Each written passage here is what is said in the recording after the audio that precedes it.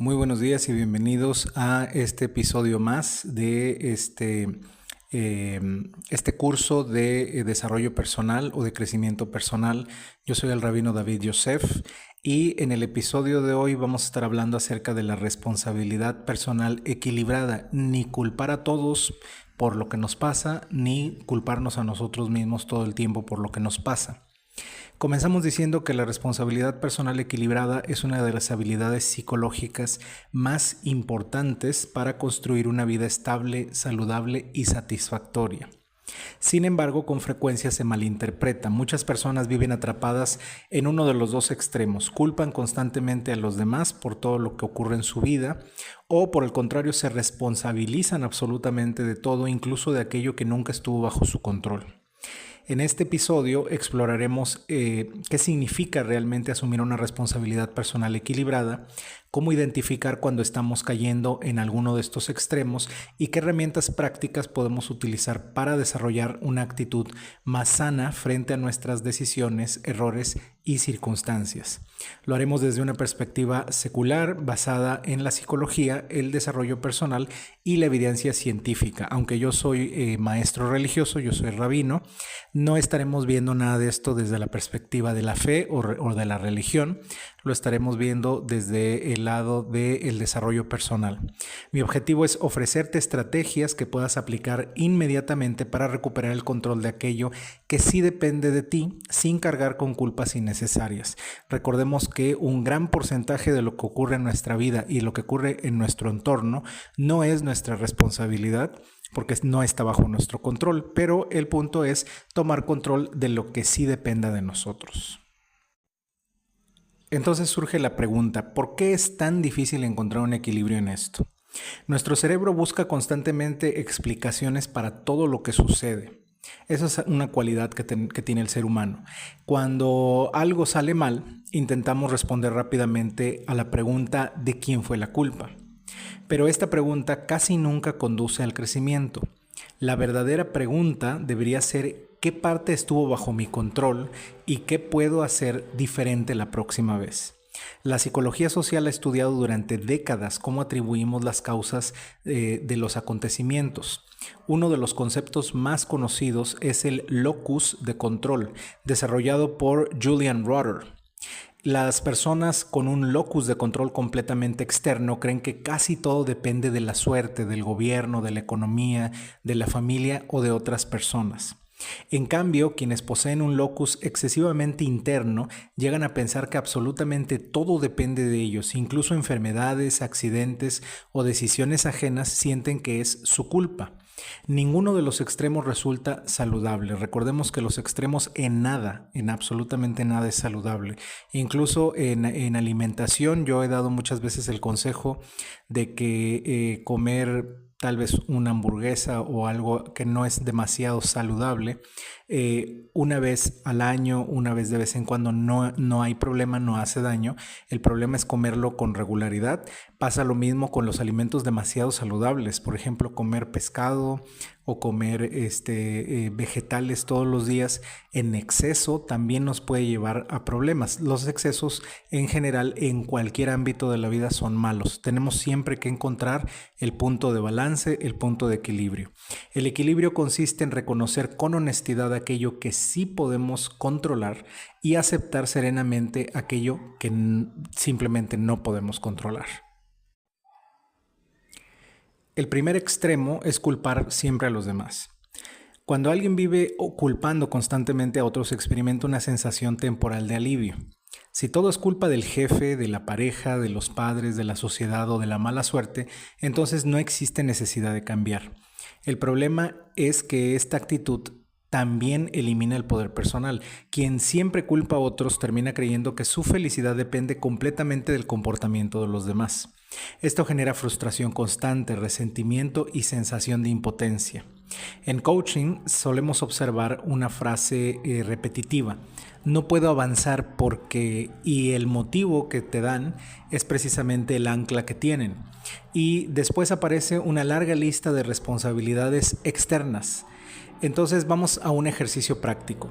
Durante una semana, cada vez que descubras que estás culpando a alguien más o a algo, por un problema tuyo, escribe en 2 columnas.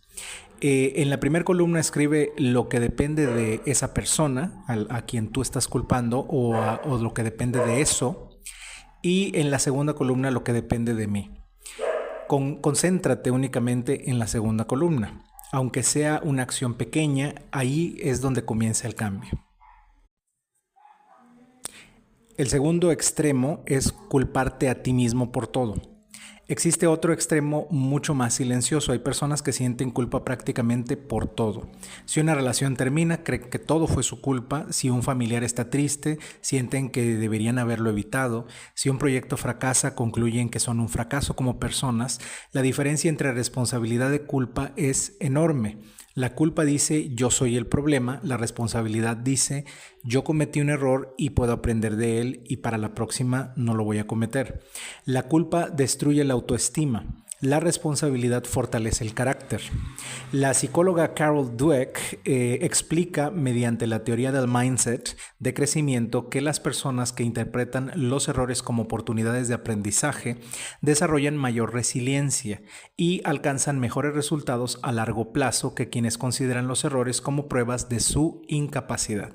Es decir, si cuando nosotros cometemos un error o cuando algo nos sale mal, consideramos que esto es una oportunidad para aprender de qué manera no se deben de hacer las cosas o en qué circunstancia no se deben de hacer las cosas, en qué momento, en qué lugar, etcétera, entonces estaremos aprendiendo resiliencia. Pero si por el contrario lo tomamos como una prueba de que somos ineptos, entonces esto no nos va a servir para nada. Un ejercicio práctico es piensa en un error reciente.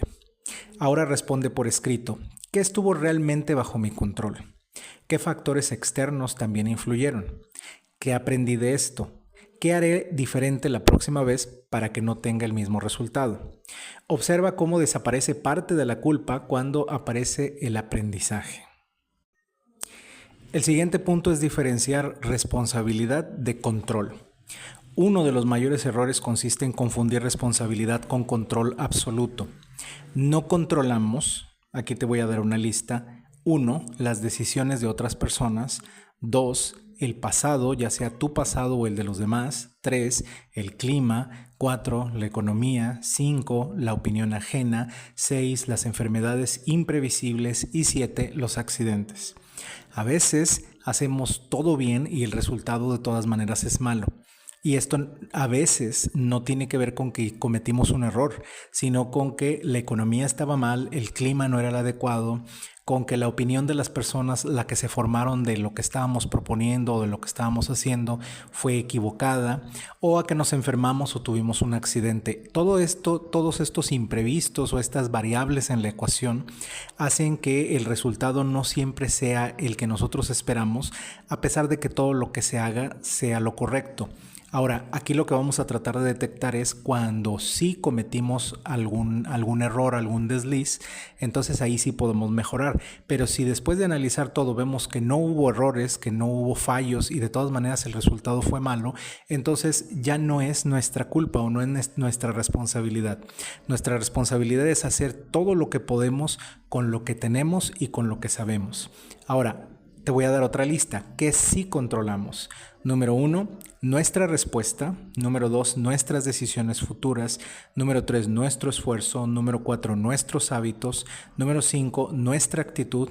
Número 6, nuestra preparación. Y número 7, nuestra forma de comunicarnos. Todas estas son cosas que nosotros sí controlamos, que no dependen de los demás, que no dependen de la economía, del clima, de la situación, del medio ambiente, del ambiente político, etcétera, etcétera. Y en esto es en lo que nosotros nos vamos a enfocar. El psicólogo Stephen Covey popularizó una idea muy útil, el círculo de influencia. Cuanto más tiempo invertimos en preocuparnos por aquello que no controlamos, menos energía queda para actuar sobre aquello que sí depende de nosotros. Es decir, no tiene sentido estarnos preocupando y lamentando porque llovió, cuando es algo que nadie puede controlar, Y esto nos quita energía y tiempo y nuestra capacidad de pensar y de resolver para enfocarnos en lo que sí depende de nosotros, como por ejemplo investigar si va a llover y entonces llevar lonas o llevar un paraguas o algo que evite que nuestro proyecto, nuestro negocio o lo que estemos haciendo, la actividad que estemos haciendo, se eche a perder por la lluvia. Es un ejemplo muy simple, ¿no? Hay que enfocar nuestra energía en lo que sí podemos controlar. Un ejercicio práctico es dibuja 2 círculos. En el círculo exterior escribe todas las preocupaciones que tienes. Después encierra dentro de un círculo más pequeño únicamente aquellas cosas sobre las que tú puedes actuar hoy. Durante esa semana trabaja exclusivamente sobre el círculo interno y todo lo demás, aunque son preocupaciones reales y son cosas que nos pueden afectar, como están fuera de nuestro círculo de control, simplemente no hay que gastar energía en ello porque preocuparnos no nos va a servir de nada. El siguiente punto es el papel del ego en la culpa. Curiosamente, tanto culpar siempre a otros como culparse constantemente a uno mismo tienen algo en común. Ambos mantienen la atención completamente centrada en nosotros. En un caso pensamos todo es culpa de los demás o de lo que sucede, en el otro todo es culpa mía. La realidad suele ser mucho más compleja. La mayoría de las situaciones importantes son el resultado de múltiples factores interactuando al mismo tiempo. Por eso es que no todo está bajo nuestro control. Aceptar esta complejidad de la vida nos vuelve más humildes y más realistas. Aprender a hacer preguntas más útiles es el siguiente punto. En lugar de preguntar quién tuvo la culpa, podemos entrenarnos para preguntar qué información me faltó, qué señales ignoré, qué decisiones volvería a tomar, qué puedo mejorar, qué no estaba bajo mi control, qué haré distinto la próxima vez. El enfoque de estas preguntas es totalmente diferente a simplemente tirar culpas hacia afuera o hacia adentro. Estas preguntas transforman los errores en oportunidades de crecimiento y de aprendizaje. El siguiente punto es cómo desarrollar una responsabilidad personal equilibrada. Bueno, aquí les voy a dar varios puntos. Número 1, acepta la realidad antes de intentar cambiarla. No podemos forzar las cosas. A la fuerza, nada entra. Negar un problema consume más energía que enfrentarlo. Aceptar no significa resignarse, significa comenzar desde la realidad. Por ejemplo, si vives en un país con una situación económica precaria, pues será mucho más fácil que cualquier proyecto o negocio fracase. Esta realidad hay que aceptarla que no vivimos en un país súper desarrollado donde muchas cosas se dan mucho más fáciles y de esta manera pues podemos comenzar teniendo los pies bien sobre la tierra. Número 2, habla contigo como hablarías con un amigo. Las personas suelen tener una voz interior extremadamente dura y esto es mi caso personal. Si un amigo cometiera el mismo error, probablemente le ofrecerías comprensión y orientación, no insultos. Es decir, nunca te digas a ti mismo, eres un tonto, siempre es lo mismo contigo, etcétera, etcétera. Este diálogo interior no debe de ser de insultos ni de menosprecio, debe de ser de comprensión y de orientación, de guía. Practica ese mismo diálogo interno como lo harías con un amigo. Número 3. Sustituye la culpa por curiosidad. Cuando algo sale mal, cambia el por qué soy así, por qué siempre pasa esto, por qué puedo aprender de esto. La curiosidad abre puertas y la culpa las cierra. Número 4. Celebra las pequeñas mejoras. No esperes cambiar completamente de un día para otro. Cada decisión responsable fortalece un nuevo hábito. La psicología del comportamiento demuestra que los pequeños avances, aunque sean muy chiquititos pero sostenidos, producen cambios mucho más duraderos que los intentos radicales. Es decir, no hay que tratar de cambiar de la noche a la mañana y dar un giro de 90 grados, porque esto no nos va a llevar a ningún lado. Lo más probable es que no logremos nada.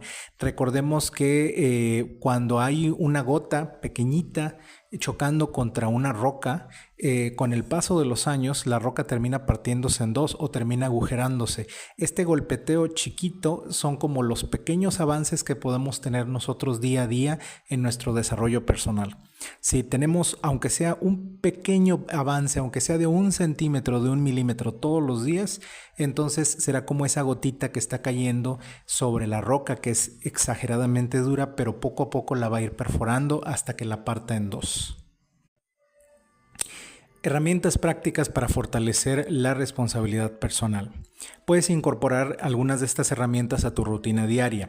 Por ejemplo, un diario de reflexión. Cada noche escribe en una libreta o en un cuaderno que tú tengas la siguiente pregunta: ¿qué estuvo hoy bajo mi control? Todos los días hay cosas buenas, todos los días salen cosas mal, y ahí podemos nosotros anotar que sí estaba bajo nuestro control, para poder empezar a tener los pies sobre la tierra en cuanto a qué cosas son nuestra responsabilidad y qué cosas no. Y no es lo mismo tomar responsabilidad que echarse la culpa. Tomar responsabilidad es decir, ok, está bien, me equivoqué, ahora sí ya sé que de esta manera no se debe de hacer, o que en este momento no se debe de hacer, o con este tipo de personas, con este tipo de clientes o esta audiencia no se debe de hacer, entonces voy a modificar esto y esto y esto. También un semáforo de responsabilidad. Clasifica cada problema en 3 colores. Por ejemplo, en el color verde, las cosas que sí dependen de mí; en el color amarillo, cosas que dependen solamente parcialmente de mí; y en el color rojo, las cosas que no dependen de mí. De modo que si nosotros hacemos estas 3 columnas, es un semáforo de responsabilidad, entonces podremos enfocarnos en un 80% o en un 70% en la columna verde de las cosas que dependen de mí, y en un 30% en la columna amarilla, las cosas que dependen parcialmente de mí, y totalmente ignorar la columna en rojo, porque esas cosas no dependen de nosotros y no vale la pena dedicarles esfuerzo. Otra es una revisión semanal. Identifica 3 errores, 3 aprendizajes y 3 acciones para mejorar.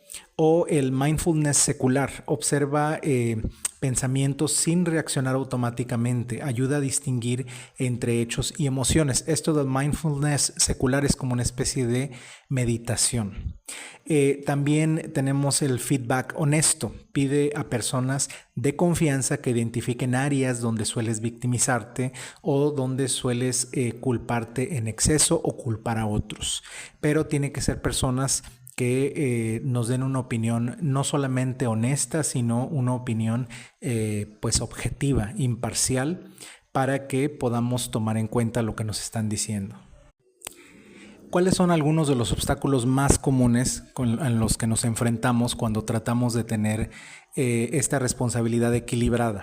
Bueno, durante este proceso pueden aparecer varias dificultades. Algunas personas sienten miedo a aceptar su responsabilidad porque creen que eso significa admitir que son malas personas. Esto lo vemos mucho en el ámbito laboral. Aquí en México, por ejemplo, en general la gente no quiere aceptar responsabilidades ni culpas de nada, porque eso significa que son fracasados, o se les va a cobrar algo, o se les va a descontar algo, o se les puede despedir, no sé.